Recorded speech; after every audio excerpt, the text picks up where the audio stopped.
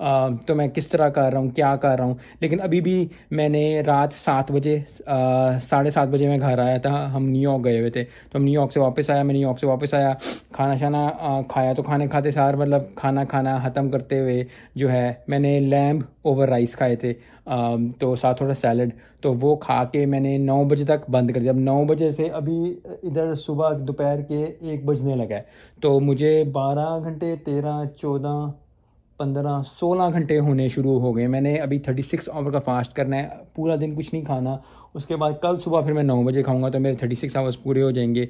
मैं 36 आवर्स का पहले भी बता चुका हूँ क्यों फास्ट करता हूँ, क्योंकि मुझे अभी अपने स्टमक को ज़रा, क्योंकि इतना ज़्यादा खा खा के, इतना चीज़ें खा खा के मैं अपने ज़रा बॉडी को टाइम दे रहा हूँ कि वो जितना भी फूड है, जितनी भी चीज़ है, जितना भी फ़ैट है, वो थोड़ा खुद बर्न करना शुरू करे। जब वो 1-2 महीने में जब मैं ठीक हो जाऊँगा, उसके बाद जो है फिर मैं 12/12 प्रोटोकॉल पे आ जाऊँगा, या 12-16